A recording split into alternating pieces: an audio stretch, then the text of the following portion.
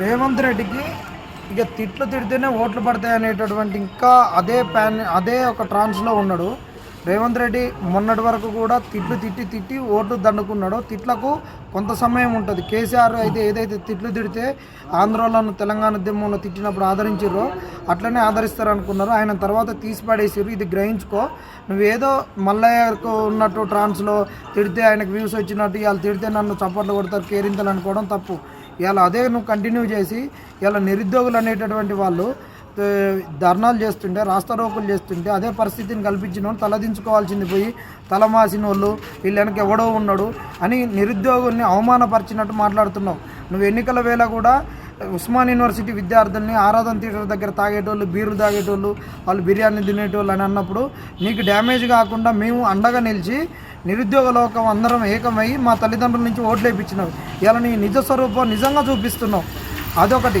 ఇలా పిల్లలు 14 కిలోమీటర్ల నుండి పాదయాత్ర చేసుకొని వచ్చి యూనివర్సిటీకి వచ్చినప్పుడు ఇలా ఆడపిల్లల పైన నిర్బంధాన్ని మోపి మళ్ళీ ఒక వాగా బార్డర్లో ఉన్నట్టు ఒక కుంబింగ్ చేపిస్తున్నట్టు రెడ్ కారిడార్లో అట్లా చేయించినావు.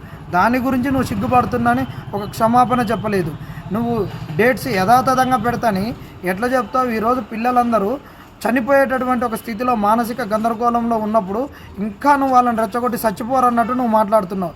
ఇది కరెక్ట్ కాదు.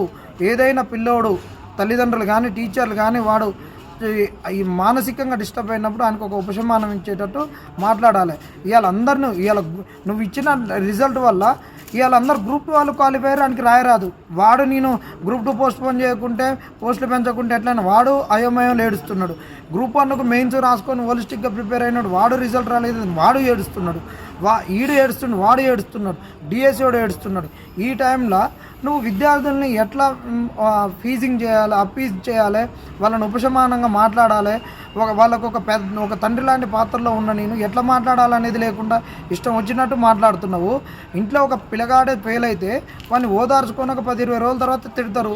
ఈరోజు చచ్చిపోయేటటువంటి పరిస్థితుల్లో ఇబ్బందులలో ఉన్నప్పుడు నువ్వు ఇష్టం వచ్చినట్టు మాట్లాడడం ఇది కరెక్ట్ కాదు. ఫస్ట్ నీ భాషా ప్రయోగాన్ని మార్చుకో. తర్వాత నువ్వు ఏ సందర్భంలో ఎట్ట మాట్లాడాలో నేర్చుకో.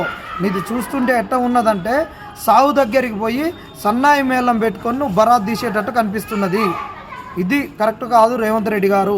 నిన్ను అనడం కూడా మాకు అవమానంగా అనిపిస్తుంది. ఎందుకంటే ఇన్ని రోజులు మా నిరుద్యోగుల పెద్దన్న అనుకున్నావు, ఇవాళ మమ్మల్ని ప్రతి కాడ అవమానపరుస్తున్నావు. నువ్వు ఆ రోజు ప్రతిపక్షంగా ఎందుకు వచ్చినావు? ఆ రోజు నీకెందుకు ఆదరించినావు? ప్రతిపక్షం అనేది ఖచ్చితంగా మా పక్షాన్ని ఉండాలి. లంగలో వాళ్ళని తిడుతున్నాం కదా, ఎక్కడ వాళ్ళ జెండాలు వేయించుకొనియట్లేదు. ప్రతిదానికి రంగును రాజకీయం. అసలు మా నిరుద్యోగులం అనేటటువంటి వాళ్ళకు రాజకీయాలతో ఏం సంబంధము?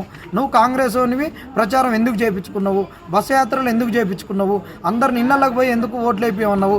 రాజకీయంలోకి నిరుద్యోగులు లాగినోని మీరు కాదా? మీ కాంగ్రెస్ కాదా? ఇవాళ రాజకీయము ప్రతిపక్షాలు వీళ్ళు వచ్చి రాజకీయాలు నేను మాట్లాడడం ఇది కరెక్ట్ కాదు. నిరుద్యోగులారా, మీరు మాత్రం ఎవరు కూడా ఆత్మహత్యలకు కానీ ఏటు కానీ ఎక్స్ట్రీమ్ డిసిషన్స్ తీసుకోవద్దు. ఏమి కాదు, మనం ఖచ్చితంగా పోరాడదాము. ఈరోజు ఈరోజు ఒక సిచ్యువేషన్ ఏంటంటే కోదండరామ్ సార్ కాడికి హరగోపాల్ సార్ కాడికి పోయిన వాళ్ళు ఒక డెలిగేషన్ పోయారు. పెద్ద మనుషులు ఇవాళ నీకే ఒక తండ్రి లాంటి స్థాయిలో ఉన్నటువంటి హరగోపాల్ సారు ఒక చర్చలకు వచ్చినప్పుడు కూడా నువ్వు ఇలాంటి మాటలు మాట్లాడితే ఇక నిరుద్యోగుల పెద్ద దిక్కేవడం. వాళ్ళు వచ్చినప్పుడు ఒక సానుకూల స్టేట్మెంట్లు రాలేదని నువ్వు ఇట్లా తిట్టినప్పుడు ఇంకా అభ్యర్థులు ఏమైపోతారు? ఇంకెవడున్నాడు చెప్పి ఇలా లాస్ట్ రాలేదు, వీని కాడికి రాలేదు, మా కాడికి రాలేదంటావు. నీ కాడికి ఎమ్మెల్యేల కాడికి తిరిగిరి, ఎంపీల కాడికి తిరిగిరి.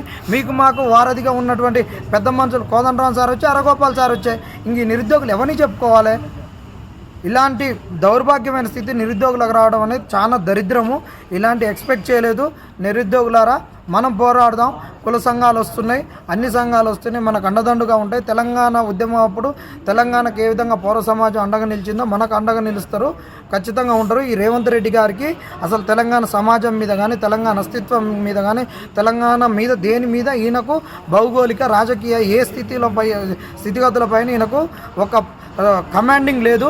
ఈయనకున్నదంతా వేరే రాజకీయము, వ్యాపారాలు, రియల్ ఎస్టేటు, ఆంధ్రోలతోటి రాయలసీమలతోటి దౌర్జన్యాలు, రౌడీ రాజకీయాలు చేసినటువంటిదే ఈయన. మనం ఏం చేసినా కానీ ఈయనకు ఉన్నటువంటి థాట్ దీని వెనక ఏ రౌడీ ఉన్నాడు, ఏ గుండా ఉన్నాడు, ఎవడున్నాడు అనేటువంటిది ఆయన ఎత్తుక్కున్నాడు. కాబట్టి అదే వెతుకులాట మన వెనక ఎత్తుకుతున్నాడు.